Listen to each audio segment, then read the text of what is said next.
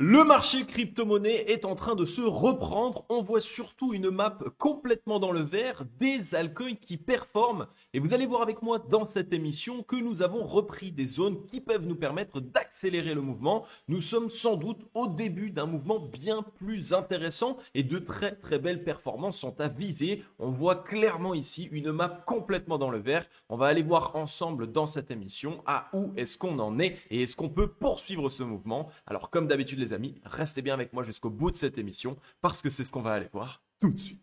Even when you feel low, you can still go. Even when you feel slow, you can still go. Even when there's no hope, you can still go. I never answer to no, man, I still go. Go, go, go, go, go, go, go, go, go, go, go, go, yeah, go, go, go. Et bien bonjour à tous et à toutes les amis, j'espère que vous vous portez pour le mieux. Comme vous l'avez vu en introduction d'émission et sans doute comme vous l'avez vu sur vos portefeuilles, le marché crypto-monnaie dans son intégralité est en train de se reprendre. De très très belles performances sont en train d'être réalisées, mais surtout on est seulement qu'au début de ces performances. On risque d'avoir un été qui va être enfin, j'ai envie de dire, payant pour toutes les personnes qui sont encore dans le marché crypto et qui se sont battues, parce que ça a été un vrai combat avec ce marché crypto qui nous a piégés de tous les côtés, mais surtout qui a changé ses règles. Vous allez voir avec moi qu'on est en train de démarrer un mouvement haussier et un mouvement haussier bien plus conséquent. Les altcoins sont en train de se reprendre, on le voit ici avec une map complètement dans le vert et surtout des actifs dont je vous avais parlé. On a parlé récemment, je crois que c'était dans l'émission précédente de lundi, du Chainlink qui nous pousse aujourd'hui 6%. On avait évidemment parlé du Uniswap qui encore aujourd'hui nous pousse 15,3% malgré une journée d'hier qui était encore à plus de 15% de performance. Ethereum 3,6%, le Solana qui nous pousse 5%, ADA Cardano 4,9%, le AAV également 6,1%. Bref, que de très belles performances. On va aller évidemment s'assurer que ce mouvement haussier puisse poursuivre et qu'on ne se fasse pas piéger. Mais vous allez voir que les signaux sont là et surtout qu'on va pouvoir poursuivre ce mouvement. Rapidement, du côté du Scalpex Index, on y voit un Crypto Fear and Greed dans la joie 72. Donc pour l'instant, on n'est pas encore sur une euphorie complète. On n'est pas parti en sucette dans l'idée globale. Donc c'est plutôt intéressant. Lorsqu'on démarre ce type de mouvement haussier, on a souvent l'habitude du coup de pousser bien plus loin le curseur et d'aller dans l'extrême joie. Ça fait extrêmement longtemps qu'on n'a pas vu le marché crypto dans l'extrême joie et donc ce serait peut-être le moment pour les whales de le faire.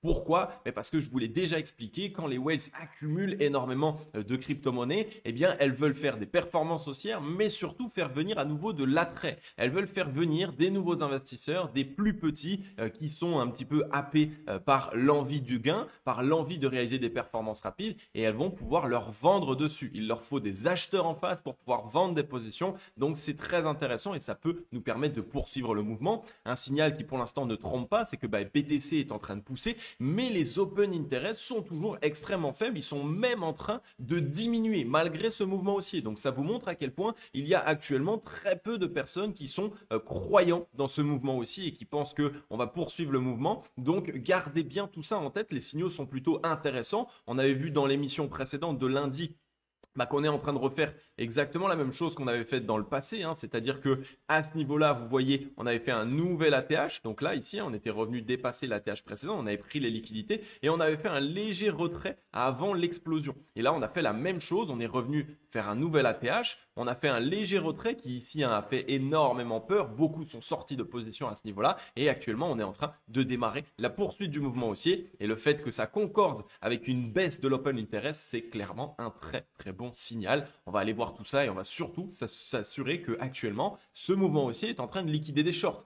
Comme vous le savez, chaque mouvement haussier a plusieurs raisons d'avoir lieu. La première, c'est de faire revenir de l'euphorie pour que les waves puissent se décharger, vendre leur position. Mais la deuxième également, c'est de liquider des shorts quand il y a trop de personnes qui pensent que le marché va partir plus bas. Juste avant, les amis, je vous rappelle que quand on est dans ces phases haussières, il faut vraiment que vous mettiez en place un plan d'action d'investissement, un plan dans lequel vous allez pouvoir prendre des profits. Et tout au long de la montée, l'objectif pour vous, ça va être de prendre des profits, mais surtout par la suite de pouvoir vous diversifier. Beaucoup ont pas mal de capitaux dans le marché crypto-monnaie et ne sont absolument pas diversifiés. Donc n'hésitez pas à passer par Bitpanda avec mon lien dans la description. Vous le savez, c'est la stratégie sur laquelle moi-même j'opère. Quand je prends des profits, je pars directement les placer sur différentes autres marchés comme les indices par exemple. Donc là ici on a des indices crypto-monnaies. Si ça vous permet tout simplement de perdre un petit peu en volatilité et d'avoir plusieurs crypto-monnaies directement en un seul indice, mais également eh bien, les actions, évidemment de pouvoir un petit peu se diversifier, partir dans d'autres actifs comme les actions. Il y a également les ETF et les matières premières ainsi que les métaux. Les matières premières et les métaux, c'est un petit peu ce que j'ai dans ma ligne de mire et ce sur quoi je vais me positionner tout au long de mes prises de profit parce que nous sommes dans une phase économique qui est assez complexe, une phase économique dans laquelle bien, les gros portefeuilles, les fonds de gestion, les banques sont beaucoup plus actuellement en train de chercher des valeurs refuges plutôt que d'essayer de se positionner dans une croissance de l'économie. C'est normal, on est en récession. Donc n'hésitez pas si vous souhaitez faire comme moi. Je vous laisse mon lien dans la description. Vous allez obtenir tout un tas d'avantages, mais surtout, eh bien, vous avez ici un exchange qui est certifié PSAN. Donc pour les Français, vous êtes clairement à 100% dans la légalité. Et en plus de ça, eh bien, vous avez la possibilité de vous diversifier directement après avoir pris des profits sur le marché crypto-monnaie.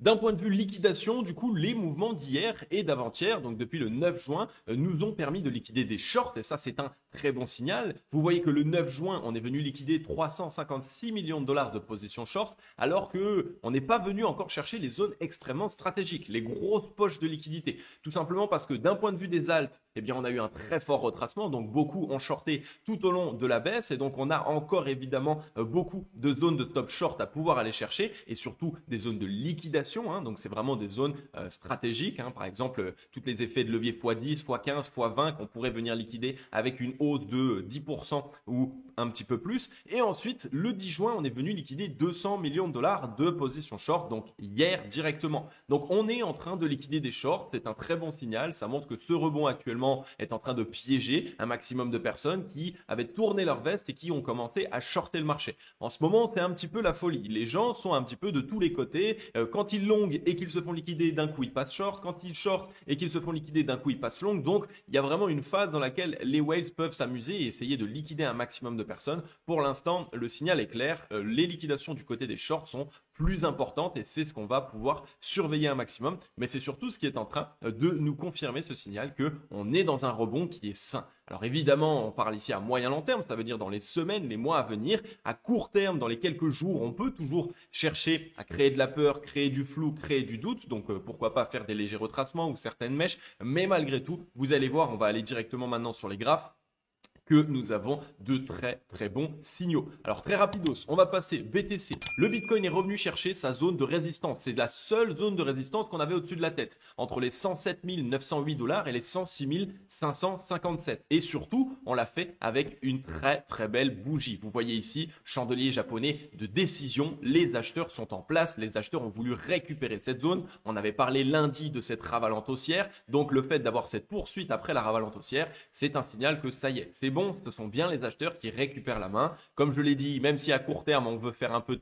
de peur, créer du flou, on peut revenir tester cette zone de résistance en tant que support pour avoir la possibilité de faire ce qu'on appelle un pullback, c'est un rebond d'impulsion. Mais malgré tout, pour l'instant, eh bien, nous n'avons plus aucune zone de résistance au-dessus de la tête. Toutes les zones qui ont été travaillées se trouvaient ici, jusqu'au 107 908. Donc là, actuellement, on a la porte ouverte pour pouvoir empiler par la suite, envoyer des forts mouvements haussiers. Donc on reste prudent, je l'ai déjà dit, quand on est non loin d'un ATH et surtout quand les whales savent qu'elles ont comme objectif de pousser le prix à la hausse, on peut toujours faire de la peur, on peut toujours faire des petits mouvements de flou, mais par la suite, on a de fortes probabilités de venir mettre en place de l'impulsion. Surtout d'un point de vue du momentum. Clairement les amis, si en 2025 vous ne connaissez toujours pas l'analyse du momentum et que vous n'utilisez pas mes outils d'analyse du momentum, alors vous allez vraiment être perdu parce qu'en analyse technique, c'est la force dans le mouvement qui prime actuellement parce qu'il y a pas mal d'informations à prendre en compte. Quand est-ce que les acheteurs peuvent mettre en place un mouvement haussier? Quand est-ce qu'ils ne peuvent pas? Quand est-ce que les shorts peuvent? Quand est-ce que les shorts ne peuvent pas? C'est extrêmement important de le savoir. Et là, actuellement, les acheteurs peuvent largement, puisque on avait eu notre premier rebond à ce niveau-là, qui nous a permis d'aller faire un nouvel ATH. Donc, je vais reprendre mon petit pinceau. Ici, tac, on a fait notre nouvel ATH. Donc, on est venu de la zone d'essoufflement vendeuse à l'époque jusqu'à la zone d'essoufflement acheteuse. Ensuite, on a eu un retracement jusqu'à la zone de neutralité qui nous a permis ici de venir faire ce rebond. Et là, actuellement, on rebondit. C'est un signal qui est juste parfait puisque ça montre que les acheteurs défendent la zone de neutralité, mais surtout que depuis ce mouvement ici, ce sont les acheteurs qui dominent le momentum, ce sont les acheteurs qui ont la main, c'est pas du tout les vendeurs. Donc c'est un très très bon signal. La force dans le mouvement est actuellement du côté des acheteurs et on a, comme vous le voyez ici, la force nécessaire pour poursuivre ce mouvement et donc là clairement pour aller chercher un nouvel ATH. Donc on est dans les dispositions parfaites. Le Bitcoin est en train de montrer de sérieux signes de force pour une très très belle reprise. Maintenant pour les personnes qui veulent acheter du Bitcoin, les amis, non, clairement de mon côté en tout cas, je préfère vous annoncer que ce n'est pas une belle zone d'achat. On est en pleine ATH. Si vous n'êtes pas encore dans le train, il faudra mieux attendre un retracement par la suite ou une consolidation. Mais là, actuellement, on est quasiment sur zone d'ATH. Donc, faites en sorte de plutôt privilégier d'autres actifs, notamment, pourquoi pas, Ether. Alors, attention, Ether, hein, vous le savez, on en a parlé ensemble dans mon top 5 altcoins. Je vous l'ai donné à 1790. Ici même, on est sur 60% de hausse. On est encore plutôt intéressant. Regardez ici, si on prend un petit peu de recul, on est à peu près à la moitié de l'ATH précédent, donc on a encore des zones d'achat plutôt intéressantes, mais malgré tout, eh bien évidemment, il faut le faire avec prudence. On ne vient pas all-in 100% de son bac directement sur un actif comme ceci. Alors ce qui s'est passé, vous le savez, on était dans une consolidation, cassure de cette consolidation, donc on s'est extrait à la hausse, c'est un très très bon signal. Deux chandeliers japonais de décision acheteur, donc c'est un très très bon signal. Pour moi, cette cassure, elle est valide. Il y a des probabilités à court terme qu'on vienne juste retester la zone de résistance qui maintenant est devenue un support, les 2674, pour faire un peu de peur et par la suite avoir un rebond d'impulsion. Ça, on le voit grâce au momentum. On est revenu tester la zone de neutralité et juste après, on a empilé pour casser la zone de résistance et surtout, Ether, comme le Bitcoin, on était donc ici. Quand on était dans ces zones-là, des 1600 jusqu'aux 1800, on était en zone d'essoufflement vendeuse. On est venu casser la zone directement de neutralité. Donc ça, c'est un combat que les acheteurs ont mené pour essayer de reprendre la main. Et ensuite, on est revenu tester la zone de neutralité. Le fait qu'on la tienne actuellement, c'est un très bon signal. Ça nous montre que ce sont les acheteurs qui ont récupéré la main. Et donc actuellement, la force dans le mouvement, elle est clairement acheteuse. On a tout ce qu'il nous faut pour envoyer la poursuite du mouvement précédent. Et donc là, on pourrait se dire qu'on part sur une AB égale CD. Donc ici, directement, une AB égale CD sur Ether qui pourrait nous ramener actuellement jusqu'à les 3618 $. Prochaine zone de résistance, zone dure, entre les 3922 et les 3600 $. Donc on pourrait aller rechercher des liquidités. Ici, directement, on a pas mal de liquidités au D1891 qu'on n'est même pas encore revenu chercher sur ce mouvement. Donc c'est un signal qui nous montre que clairement, on va de toute façon aller faire ce mouvement. On avait eu du volume acheteur et ensuite, on a pas mal de stops. Regardez ici, si je vous montre un petit peu, techniquement, on a tout ça en stop à pouvoir aller chercher. D'accord?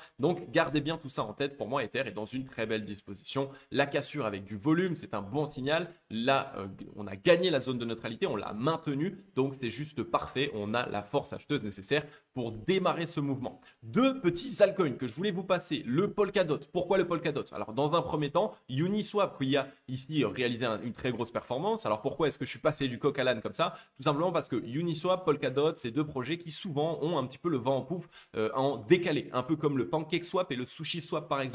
Donc là, ici, on a le Uni qui est venu exploser à la hausse sa consolidation. Il sort de sa consolidation. On a une légère petite épaule tête-épaule inversée qui s'est mise en place. C'est une très belle disposition. On a récupéré la zone de résistance des 8 $. Donc, pour moi, le Polkadot est en train de préparer lui aussi ce même mouvement. Vous voyez ici l'épaule tête-épaule inversée que j'ai dessiné. Donc là, ici, épaule gauche, tête, épaule droite. Donc pareil, très très bon signal. Mais surtout, on l'a fait sur une zone de support clé. La zone de support clé ici, c'est Polkadot dans sa consolidation. Ça fait plus de 1080 jours qu'il est en consolidation. Je vais vous montrer ça ici. 1114 jours de consolidation sur le Polkadot. Donc là, c'est vraiment le type d'actif que j'adore. Quand on a des consolidations extrêmement longues et qu'on met en place des dispositions de retournement haussières, comme cette épaule tête-épaule inversée, c'est généralement pour repartir de plus belle, pour aller faire de grosses performances. Donc le Polkadot, c'est un actif que je chasse en ce moment et franchement, je me positionne assez fortement, surtout en termes de momentum. Regardez-moi ça, le mouvement baissier, là, cette épaule droite qu'on est venu mettre en place nous a ramené quasiment en zone d'essoufflement vendeuse et donc là, on a tout ce qu'il faut pour commencer à continuer le mouvement. Déjà, dans un premier temps, l'accélération va avoir lieu pour revenir sur la zone de neutralité. Donc techniquement, pour moi, ça va nous ramener sur la trend,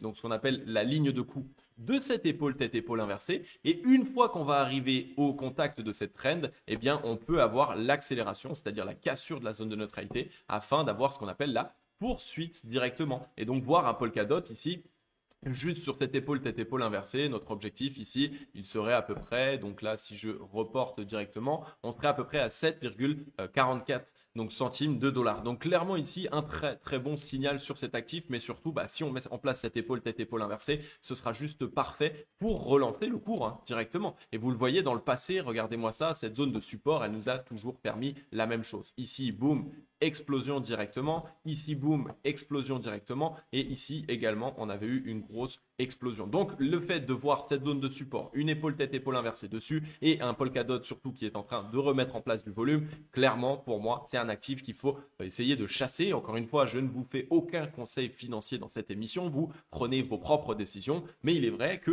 ces derniers temps en termes d'altcoin, les cryptos que je vous partage nous réalisent des bonnes perfs et sont même en train de surperformer le marché. Donc voilà un actif typique que j'accumule après 1114 jours d'accumulation, un retour sur cette zone de support et l'épaule tête épaule inversée. Pour moi, c'est tout ce qu'il faut, surtout en termes de momentum, pour le voir se relancer. Et enfin, un petit Atom Cosmos. Atom Cosmos, pareil, grosse consolidation. Vous voyez qu'ici, on est dans une consolidation depuis maintenant 127 jours sur Atom Cosmos. Donc là encore, plutôt intéressant. On peut se mettre en place, évidemment, la zone de résistance, on sait qu'ici on a notre zone de résistance, en dessous la zone de support, donc on est dans une compression tout simplement. Le Atom Cosmos, vous le voyez ici techniquement à long terme pour moi, il est dans cette disposition là, c'est un triangle ici.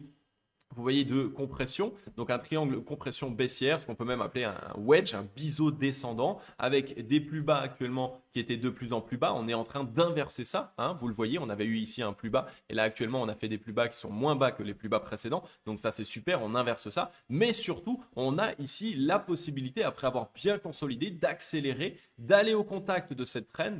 Pourquoi pas un léger rejet pour faire de la frayeur et ensuite accélérer clairement. Pour moi, ce que je vise, c'est la cassure de ce wedge. Et là, ici, on reviendrait à notre objectif des 16,92 dollars. Donc, sur Atom Cosmos, c'est pour moi extrêmement pertinent. On a ici essoufflé énormément les vendeurs. Si on prend du recul, regardez le nombre de divergences qu'on a depuis ici.